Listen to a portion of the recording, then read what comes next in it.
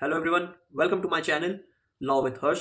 अभी हम लोग ने बीएसए को जस्ट कंप्लीट किया है, यानी कि भारतीय साक्ष्य अधिनियम जो पहले इंडियन एविडेंस एक्ट हुआ करता था उसको हम लोग ने पूरी तरीके से कंप्लीट कर दिया है। अब हम लोग अपने नेक्स्ट सब्जेक्ट की तरफ मूव करेंगे। उसका नाम है भारतीय नागरिक सुरक्षा संहिता, जो पहले था सीआरपीसी यानी कि कोड ऑफ क्रिमिनल प्रोसीजर। ये बेसिकली ये चैप्टर डिजाइन किया गया था क्रिमिनल प्रोसीडिंग्स के ऊपर जो कोर्ट के अंदर चलती है। तो आज की वीडियो में हम लोग डिस्कस करेंगे सिर्फ सीआरपीसी के इंट्रोडक्टरी पार्ट को। तो चलिए स्टार्ट करते हैं। क्या नाम यहाँ पे लिखा हुआ है? भारतीय नागरिक सुरक्षा संहिता। अब इसका क्या मतलब हुआ, पहले इसको समझिए। कोई भी सब्जेक्ट को स्टार्ट करने से पहले उसका उस सब्जेक्ट का क्या मतलब है वो पहले जानना बहुत जरूरी है। ठीक है, जब आपको सब्जेक्ट का मतलब नहीं पता चलेगा तो आप इसके आगे कंसेप्ट और उसके प्रोविजन को नहीं पढ़ पाएंगे। ठीक है, तो क्या नाम लिया हुआ है? भारतीय नागरिक सुरक्षा संहिता। क्या बताया जा रहा है कि जो भारत के नागरिक हैं, नागरिक यानी कि आपके सिटीजन्स जो हैं, उनकी सुरक्षा यानी कि उनकी जो सेफ्टी है वो कैसे होगी, वो किस मेथड से होगी, क्या प्रक्रिया उसमें इस्तेमाल होगी, क्या लॉज इसमें यूज होंगे, कैसे कोर्ट इसमें काम करेगी, उसके बारे में ये सब्जेक्ट हमारा बात करता है। यानी कि जो इंडिया के सिटीजन्स हैं उनकी सेफ्टी के बारे में ये सब्जेक्ट बात किया है, कोड। ठीक है, पहले इसका क्या नाम था? सीआरपीसी, जो बात करता था क्रिमिनल प्रोसीडिंग या फिर कहिए क्रिमिनल प्रोसीजर कोड था। ठीक है, क्या बता रहा है ये? क्रिमिनल के प्रोसीजर के कोड के बारे में। क्रिमिनल यानी कि क्रिमिनल की बात यहां नहीं की गई, क्रिमिनल के लॉज के बारे में बात की। यानी कि जो क्रिमिनल लॉ है, बनाया गया है हमारे लॉ में, उसमें कौन से प्रोसीजर लगेंगे, कैसे हर चीज का सिस्टमैटिक एक प्रॉपर ट्रैक क्रिएट किया जाएगा। जब कोई अपराधी अपराध करेगा तो उसको कौन कौन सी स्टेजेस से गुजरना होगा, कैसे वो आगे बढ़ेगा, क्या स्टेप बाय स्टेप उसमें उसके साथ चीजें क्रिएट होंगी, क्या उसमें जजेस के रोल होंगे, क्या उसमें पुलिस ऑफिसर के रोल होंगे, कैसे विटनेस के रोल होंगे। ये पूरे चीजों के बारे में बात करता है हमारा क्रिमिनल प्रोसीजर कोड। ठीक है, और जो यहाँ पे इंडियन सिटीजन सेफ्टी कोड है यानी कि भारतीय नागरिक सुरक्षा संहिता, उसका भी पर्पस सेम ही है। इसमें इसमें कुछ ज्यादा डिफरेंस नहीं है सिवाय इसके सब्जेक्ट का नाम बदलने के अलावा। यानी कि चीज वही है अंदर, बस ऊपर का कहने का मतलब है कि अंदर बेड में गद्दा वही डला हुआ है, लेकिन जो बेड की चादर है, ठीक है, जो बेड की चादर है वो बदल दी गई है। यानी कि अपर लेयर इसकी चेंज कर दी गई है और अंदर मटेरियल वही है। कुछ इसमें ऐड किया गया है और कुछ इसमें माइनस किया गया है। ठीक है, तो ये सब्जेक्ट उसी के बारे में बात करता है कि यहाँ पे अगर कोई मैटर में कोई पर्सन एज एक्यूज्ड सामने है, ठीक है, तो उसके साथ कौन कौन सी सिचुएशन क्रिएट की जाएगी, वो कैसे स्टेप बाय स्टेप आगे बढ़ेगा, वो कैसा प्रोसीडिंग कैसे किस तरीके से होगी, यानी कि मुकदमा उसके ऊपर किस तरीके से चलाया जाएगा, क्या क्या उस पर रिस्पॉन्सिबिलिटीज ऐड की जाएंगी, क्या क्या लाइबिलिटीज उसमें क्रिएट की जाएंगी, उसके बारे में ये सब्जेक्ट हमारा बात करता है। सिर्फ बस इतनी सी बात आपको समझनी है इस सब्जेक्ट के बारे में। अगर कोई आपसे पूछता है कि भारतीय नागरिक सुरक्षा संहिता का क्या पर्पस है, ठीक है, तो आपने सब्जेक्ट का पर्पस जान लिया।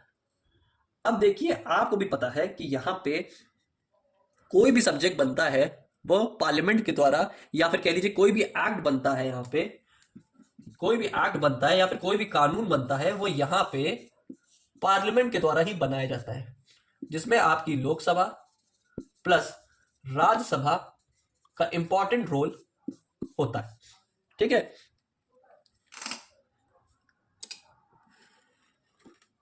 ये दो बॉडीज का, पार्लियामेंट्री या फिर गवर्नमेंट बॉडीज का रोल रहता है, तब जाके वो यहां पे एक्ट क्रिएट होता है। ठीक है, और ये सारी बातें कहां लिखी गई हैं? ये सारी बातें हमारी लिखी हैं कॉन्स्टिट्यूशन के सब्जेक्ट में। जो कॉन्स्टिट्यूशन ऑफ इंडिया है, जो एज अ सब्जेक्ट बनाया गया है, वो हमारे हर सब्जेक्ट को फ्रेम करता है, उसके बारे में सारी चीजें बताता है, और सारे एक्ट का फॉर्मेशन कॉन्स्टिट्यूशन के थ्रू ही होता है। ठीक है, इसीलिए यहां पे कॉन्स्टिट्यूशन को सुप्रीम लॉ ऑफ लैंड बोलते हैं। क्या बोलते हैं? सुप्रीम लॉ ऑफ लैंड, या फिर कह लीजिए मदर ऑफ ऑल लॉस। पूरे कानून के माताजी और पिताजी कौन हुए? हमारे कॉन्स्टिट्यूशन साहब हुए। तो जो कॉन्स्टिट्यूशन है वो यहाँ पे एज अ सुप्रीम लीडर यानी कि यहाँ पे अपना मेन रोल प्ले करता है। कहाँ पे? हमारे इंडिया के कॉन्स्टिट्यूशन के ऊपर, ठीक है। और उसी ने यहाँ पे BNSS यानी कि भारतीय नागरिक सुरक्षा संहिता को बताया है, ठीक है। अब यहाँ पे उसने भारतीय नागरिक सुरक्षा संहिता को बताया तो कुछ यहाँ पे उसने बातें लिखी होंगी। कोई भी सब्जेक्ट को हम बना रहा है, कोई भी इंसान, या मान लीजिए टाटा की कंपनी है, ठीक है, वो यहाँ पे नैनो को बना रही है या कोई भी स्पेसिफिक कार को बना रही है, तो उसके बारे में कुछ फीचर्स डालेगी, कुछ चीजें डालेंगी कि ये इतने एवरेज पे चलेगी, पेट्रोल रहेगा कि डीजल रहेगा, एयरबैग रहेगा कि नहीं रहेगा, ये सारी चीजें इसमें इंक्लूड होंगी कि नहीं होंगी। वैसे ही CRPC में ही कुछ चीजें इंक्लूड होती है, कुछ रिस्ट्रिक्शंस डाले जाते हैं, कुछ वैलिडिटी यहाँ पे इंक्लूड की जाती है, कुछ बातों को यहाँ पे ध्यान रखना जरूरी है कोई भी सब्जेक्ट को बताने में। तो यहाँ पे जो हमारा कॉन्स्टिट्यूशन है यहाँ पे इसकी वैलिडिटी को ही चेक करता है, यानी कि it checks the validity of the law, कि यहाँ पे कॉन्स्टिट्यूशन का क्या रोल है कि हम यहाँ पे किसी लॉ की वैलिडिटी को चेक कर रहे हैं कि यहाँ पे अगर हम कोई लॉ को अप्लाई कर रहे हैं, कहने का मतलब यहाँ पे CRPC इंक्लूड हो रहा है, तो वो क्या उस एप्रोप्रिएट सिचुएशन के अकॉर्डिंग वैलिड है, क्या वहां पे वो एक एप्रोप्रिएट सिचुएशन क्रिएट कर रहा है, क्या ये मेथड उस पर जो अप्लाई किया जा रहा है किसी स्पेसिफिक इंडिविजुअल पे, यानी कि CRPC के लॉज जो का जो इन्वॉल्वमेंट हो रहा है, इसकी प्रोसीडिंग का यूसेज हम लोग कर रहे हैं जो कोर्ट्स यहाँ पे, क्या वो एक एप्रोप्रिएट मैनर में हो रही है, क्या एक वो स्पेसिफिक फॉर्मेट एक स्पेसिफिक वेरिएशन में क्रिएट की जा रही है, या फिर अपने मन से जो चाहे करवा दे रहे हैं। तो यहाँ पे क्या मतलब हो रहा है कि यहाँ पे CRPC की वैलिडिटी को चेक करता है हमारा कॉन्स्टिट्यूशन, ठीक है। कहने का मतलब है कि हम यहाँ पे अपने लॉज को चेक करवा रहे हैं, एक तरीके से उसकी टेस्टिंग हो रही है कॉन्स्टिट्यूशन द्वारा। तो वो उस टेस्ट को पास, कहने का मतलब कौन करता है? हमारा कॉन्स्टिट्यूशन करता है। इसी के बारे में यहाँ पे बताया जा रहा है कि यहाँ पे कॉन्स्टिट्यूशनल एसेंस जो है, जो यहाँ पे कॉन्स्टिट्यूशनल वैलिडिटी है, वो यहाँ पे हमारा कॉन्स्टिट्यूशन चेक करता है, ठीक है। अब कॉन्स्टिट्यूशनल वैलिडिटी है तो साथ ही साथ यहाँ पे जुरिस्प्रूडेंशियल एस्पेक्ट भी होता है, ठीक है। अब यहाँ पे अभी हम लोग ने कॉन्स्टिट्यूशनल वैलिडिटी को समझ लिया, ठीक है, और हमने सब्जेक्ट के पर्पस को समझा क्या है। अब हम लोग यहाँ पे इसका जुरिस्प्रूडेंस को समझते हैं। जुरिस्प्रूडेंस आपने सुना होगा या नहीं भी सुना होगा तो जान लीजिए, जुरिस्प्रूडेंस का मतलब होता है philosophy of law, philosophy of law, या फिर फिलोसफिकल एस्पेक्ट, फिलोसफिकल एस्पेक्ट, कि यहां पे हम किसी की फिलॉसफी को इंक्लूड कर रहे हैं, यहां पे बताई जा रही बात, ठीक है। यहाँ पे जुरिस्प्रूडेंस हमें CRPC को लेके ये बता रहा है कि यहाँ पे हम CRPC के इंटरेस्ट को बैलेंस कर रहे हैं, यानी कि बैलेंसिंग ऑफ इंटरेस्ट यहाँ पे क्रिएट किया जा रहा है। अब बैलेंसिंग ऑफ इंटरेस्ट क्या चीज हुई, इसको समझते हैं एक एप्रोप्रिएट मैनर पे। अब हम लोग यहाँ पे जुरिस्प्रूडेंशियल एसेंस के बारे में बात समझेंगे, ठीक है। एसेंस का मतलब होता है सार, और जुरिस जो दिया गया जुरिस्प्रूडेंशियल से दिया। यहाँ पे जुरिस्प्रूडेंशियल एस्पेक्ट जो बताया जा रहा है, यहाँ पे बैलेंसिंग ऑफ इंटरेस्ट को लेके बात कर रहा है, यानी कि यहाँ पे इंटरेस्ट को कैसे बैलेंस किया जाएगा इसके बारे में बात की जा रही है।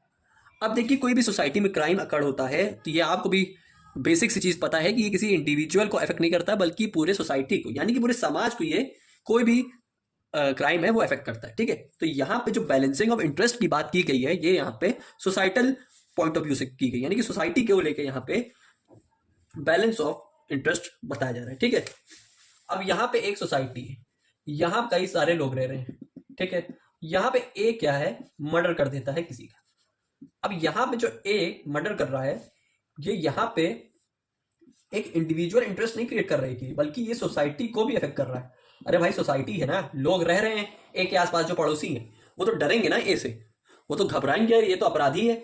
ए अगर कल को बी को मार सकता है तो ए हम में से किसी को भी मार सकता है। सोसाइटी में डर का माहौल क्रिएट होगा, वायलेंस क्रिएट होगा, प्रॉब्लम तो होगी सोसाइटी में। तो वही यहाँ पे बात की जा रही है कि यहाँ पे सोसाइटी में दो तरह के लोग हैं, एक तो ये नॉर्मल पर्सन है जो हम हर जगह फैले, एक यहाँ पे क्रिमिनल पर्सन है, यानी कि यहाँ पे अपराधी भी रह रहा है। अब सोसाइटी में दो तरह के लोग रहेंगे तो सोसाइटी तो यही सोचेगी ना कि एक को यहाँ पे जेल भेजा जाए, ठीक है। सोसाइटी का जो काम है यहाँ पे कि अपराधी को यहाँ पे जेल भेजा जाए, सोसाइटी का काम है कि अपराधी को यहाँ पे जेल भेजो। क्यों? ये यहाँ पे सोसाइटी का इंटरेस्ट है, तभी तो हम बैलेंस करना सीखेंगे। अब देखिए, दो तरह के लोग हैं यहाँ पे, ठीक है, एक सोसाइटी और एक यहाँ पे अपराधी। अब यहाँ पे बैलेंस कैसे क्रिएट होगा? जब यहाँ पे दोनों चीज बराबर रहेंगी, ठीक है। अब दोनों चीज यहाँ पे बराबर लेवल पे है तो यहाँ पे बैलेंस ऑफ इंटरेस्ट हो रहा है। और अगर यहाँ पे अगर अपराधी आ जाएगा तो बैलेंस ऑफ इंटरेस्ट किधर चला जाएगा? इधर इसका स्तर बढ़ जाएगा, ये नीचे हो गया। अब बैलेंस हो रहा है? नहीं हो रहा है। इंटरेस्ट क्या है कि यहाँ पे ढेर सारे समाज में से एक आदमी की वजह से पूरा समाज इफेक्ट हो रहा है। यहाँ पे एक के मर्डर करने से, एक के अपराधी बन जाने से पूरी सोसाइटी को इफेक्ट कर रहा है। तो बैलेंस ऑफ इंटरेस्ट का यहाँ पे ये मतलब है कि यहाँ पे ए अगर अपराधी तो ए को भैया जेल भेजो, ये हमारा सोसाइटल इंटरेस्ट है। अब ए यहाँ पे क्या करेगा? एक अगर कहेगा कि ए, जैसे हर अपराधी कहता है कि मैं इनोसेंट हूं, मैंने कुछ नहीं किया, तो एक के पास इनोसेंस है। ए कहेगा यहां ये मेरा फंडामेंटल राइट है, मुझे राइट टू फ्रीडम है अंडर कॉन्स्टिट्यूशन, ठीक है। कॉन्स्टिट्यूशन मुझे राइट टू फ्रीडम प्रोवाइड करता है, ठीक है, ये मेरा फंडामेंटल राइट है। मैं बाहर घूम सकता हूं, तुम कोई मुझे इंडिविजुअल, कोई मुझे कैसे अंदर जेल भेज सकता है? कोई मुझे क्यों डिटेन करेगा? मैं बाहर घूमूंगा आजाद। लेकिन नहीं, बैलेंसिंग ऑफ इंटरेस्ट का यहाँ पे मतलब हुआ है कि यहाँ पे एक जैसे समाज के लोग रहेंगे तभी तो आपस में तालमेल, तभी यहाँ पे आपस में तालमेल बैठ सकता है, ठीक है। अब सोसाइटी, अब ए यहाँ पे कह रहा है कि मैं इनोसेंट हूं, ये मेरे फंडामेंटल राइट को वायलेट करेगा, मेरे राइट टू फ्रीडम को अफेक्ट करेगा अगर तुम मुझे जेल भेज देते हो। सोसाइटी कहेगी कि not safe for society, not safe for us, हम लोग के लिए सही नहीं है। ए कहेगा लेकिन मैं तो इनोसेंट हूं। अब ये यहाँ पे इनोसेंट है और सोसाइटी कह रही कि ये सेफ नहीं है। इन दोनों के तालमेल को यहाँ पे रिजॉल्व करता है हमारा BNSS, यानी कि भारतीय नागरिक सुरक्षा संहिता जो हमारा बनाया गया है वो इसी चीज के लिए बनाया गया है कि यहाँ पे इंडिया के सिटीजन्स की सेफ्टी की बात की जाए। कि यहाँ पे अगर सोसाइटी को लगेगा कि यहाँ पे हम लोग के लिए सेफ नहीं है, यहाँ पे ए को ये हमको यहाँ पे अफेक्ट करेगा, एक वजह से हमें खतरा है, एक क्रिमिनल है, तो यहाँ पे BNS आपकी प्रॉब्लम को सुलझाएगा। क्योंकि BNS किस लिए बनाया गया है? इंडिया के सिटीजन की सेफ्टी के लिए इसको तैयार किया गया है। तो यहाँ पे उसको अरेस्ट किया जाएगा अगर वो अपराधी होगा, अगर वो इनोसेंट होगा तो यहाँ पे उसको बेल दे दी जाएगी, जमानत, ठीक है।